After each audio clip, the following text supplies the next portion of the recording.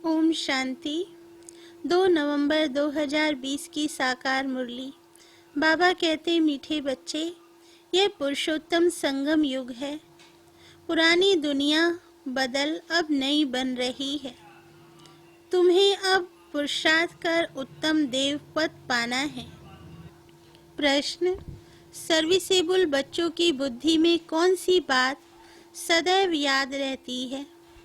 उत्तर: उन्हें याद रहता कि धन दिए धन न खुटे, इसलिए वे रात दिन नींद का भी त्याग कर ज्ञान धन का दान करते रहते हैं, थकते नहीं।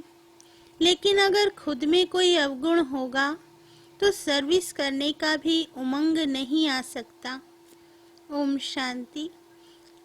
बाप दादा बोले, मीठे रूहानी बच्चों प्रति बाप बैठ समझाते हैं। बच्चे जानते हैं परमपिता रोज रोज समझाते हैं, जैसे रोज रोज टीचर पढ़ाते हैं।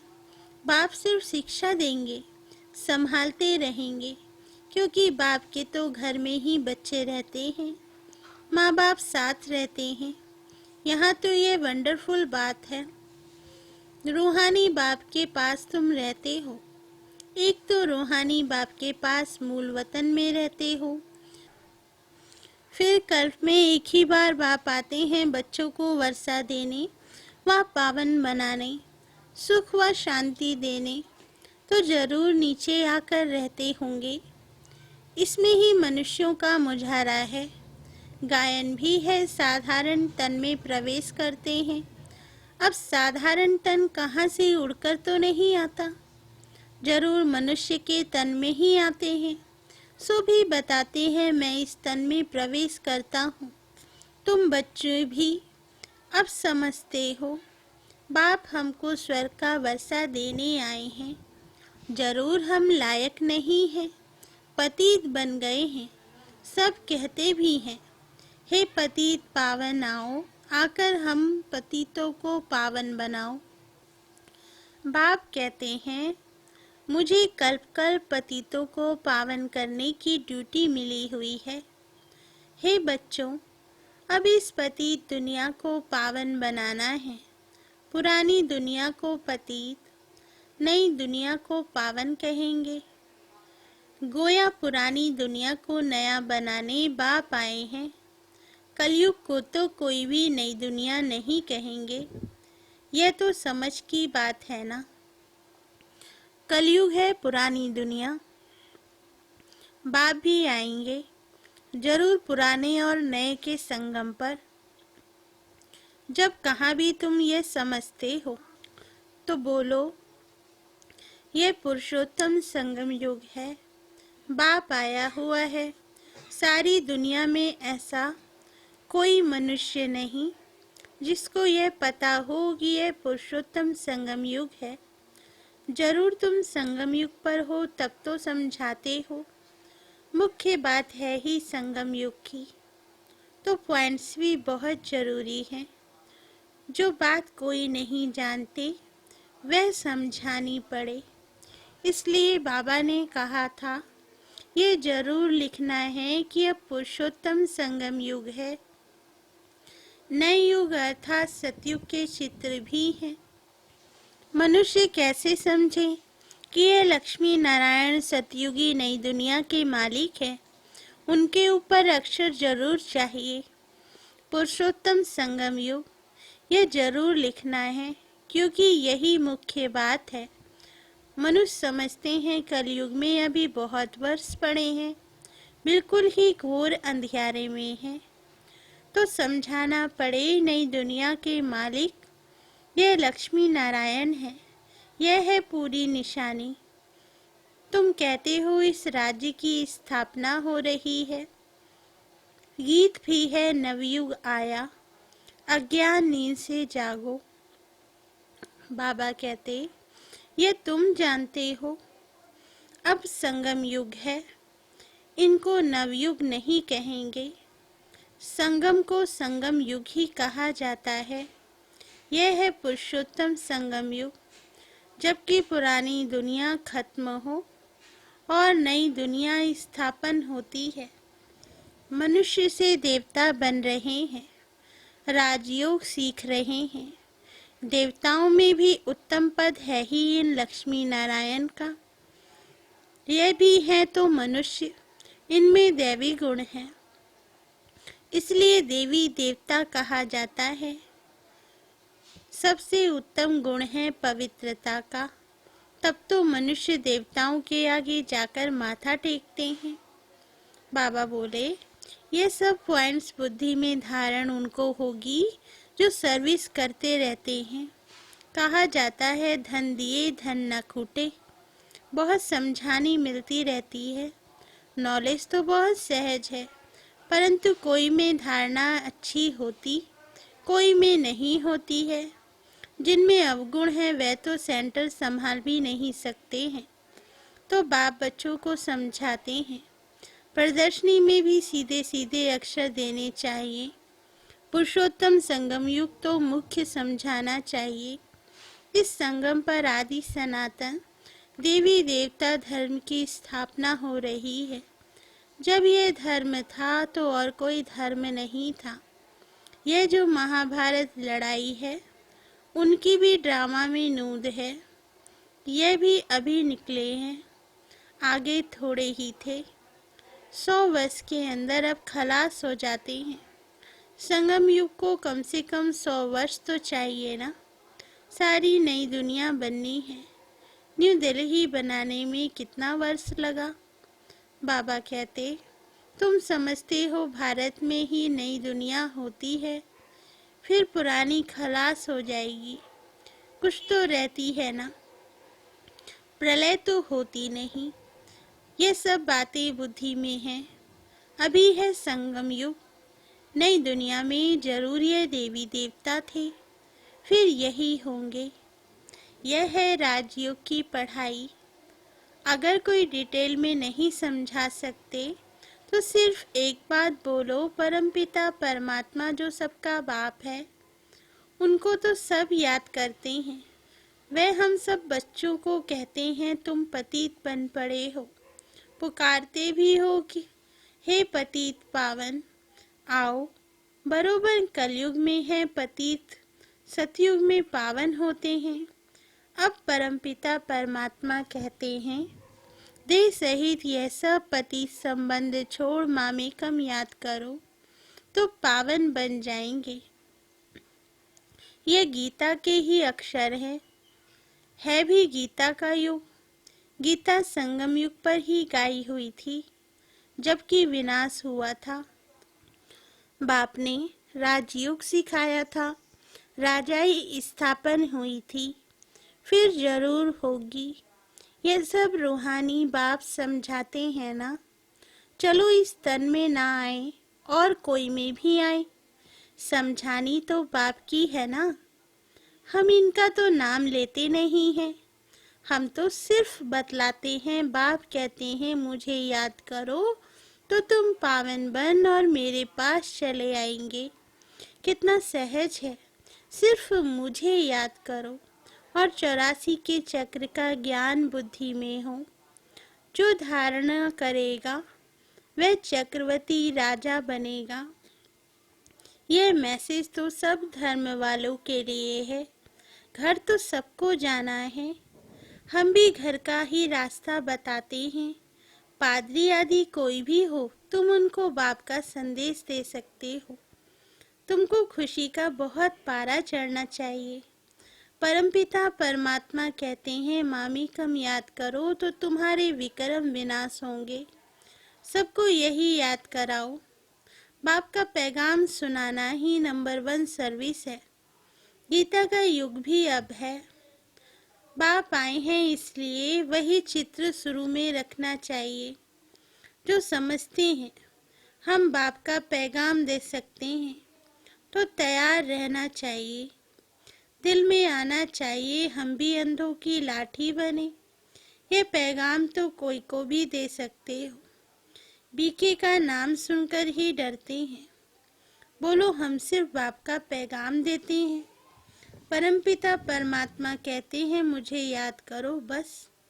हम किसकी ग्लानि नहीं करते। बाप कहते हैं मामेकम याद करो।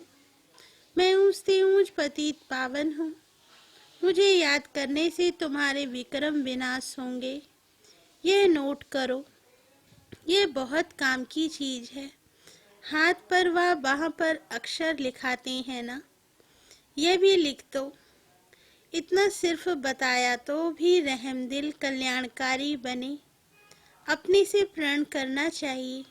सर्विस जरूर करनी है, फिर आदत पड़ जाएगी। यहाँ भी तुम समझा सकते हो, चित्र दे सकते हो। यह है पैगाम देने की चीज। लाखों बन जाएंगे। घर घर में जाकर पैगाम देना है।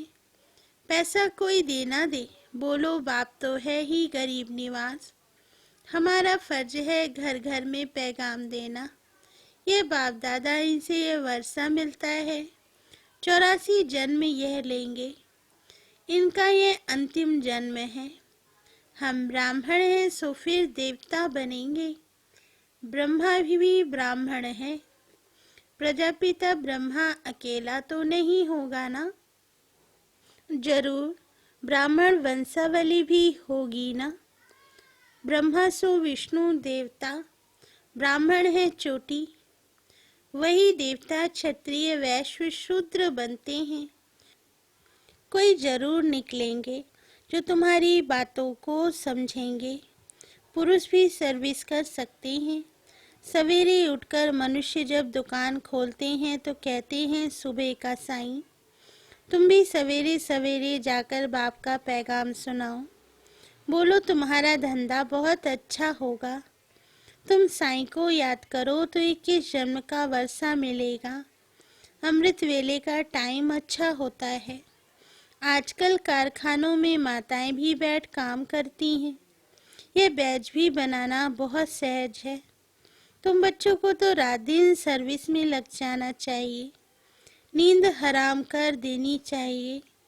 बाप का परिचय मिलने से मनुष्य धन के बन जाते हैं। तुम किसको भी पैगाम दे सकते हो। तुम्हारा ज्ञान तो बहुत ऊंचा है। बोलो हम तो एक को याद करते हैं। क्राइस्ट की आत्मा भी उनका बच्चा थी। आत्माएं तो सब उनके बच्चे हैं। वही गॉडफादर कहते हैं कि और कोई भी देहधारी को मत याद करो। तुम अपने को आत्मा समझ मामेकम याद करो तो विक्रम विनाश हो जाएंगे, मेरे पास आ जाएंगे। मनुष्य पुरुषार्थ करते ही हैं घर जाने के लिए, परंतु जाता कोई भी नहीं। देखा जाता है बच्चे अभी बहुत ठंडे हैं, इतनी मेहनत पहुंचती नहीं, बहाना करते रहते हैं। इसमें बहुत सहन भी करना पड़ता है। धर्म स्थापक को कितना सहन करना पड़ता है। क्राइस्ट के लिए भी कहते हैं उनको क्रॉस पर चढ़ाया। तुम्हारा काम है सबको संदेश देना। उसके लिए युक्तियां बाबा बताते रहते हैं।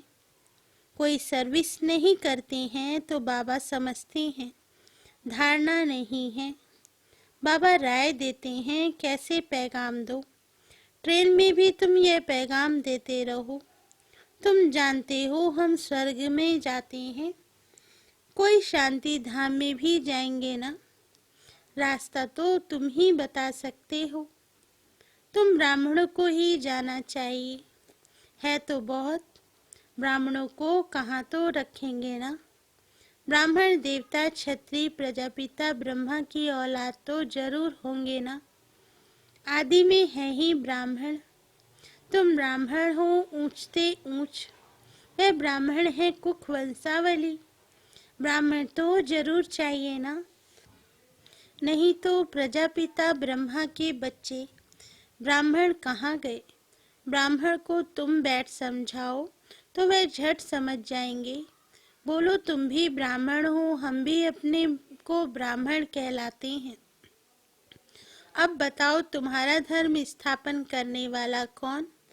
ब्रह्मा के सिवाय कोई नाम ही नहीं लेंगे। तुम ट्रायल कर देखो। ब्राह्मणों के भी बहुत बड़े बड़े कुल होते हैं। पुजारी ब्राह्मण तो ढेर हैं। अजमेर में ढेर बच्चे जाते हैं।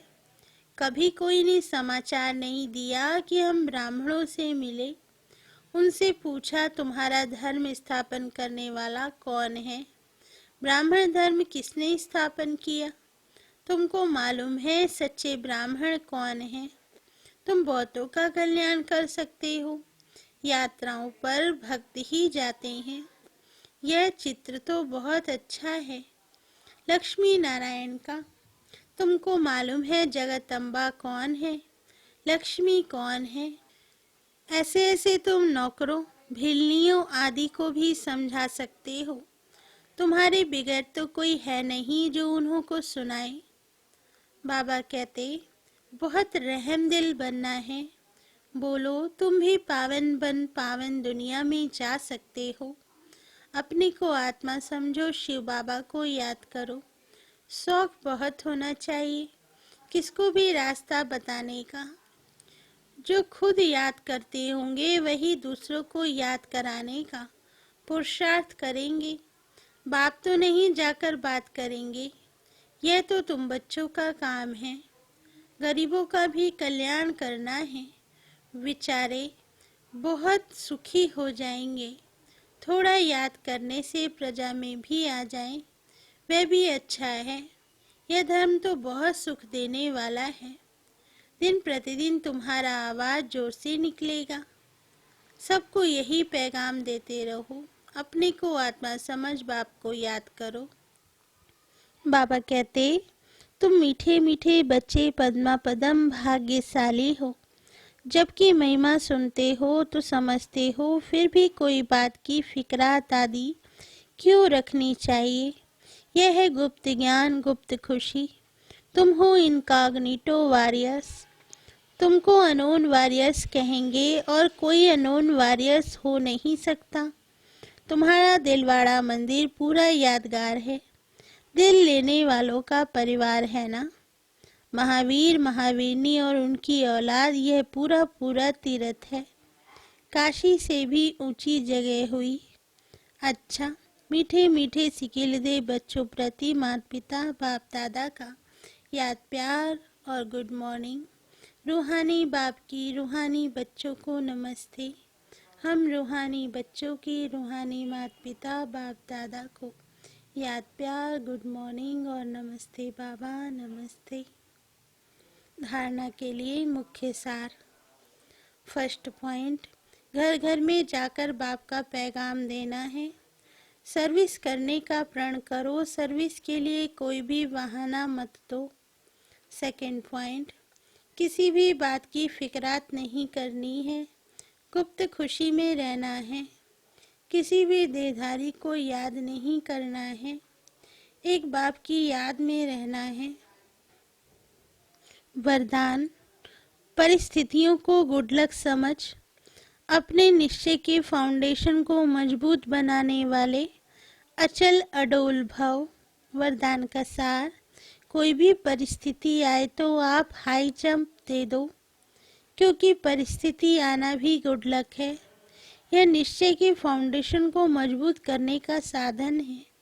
आप जब एक बारी अंगद के समान मजबूत हो जाएंगे तो ये पेपर भी नमस्कार करेंगे। पहले विकराल रूप में आएंगे और फिर दासी बन जाएंगे। चैलेंज करो, हम महावीर हैं।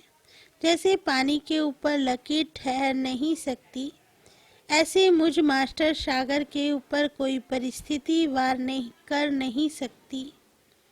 स्व स्थिति में रहने से अचल अडोल बन जाएंगे। स्लोगन, नॉलेजफुल वह है जिसका हर कर्म और श्रेष्ठ और सफल हो। अच्छा, ओम शांति।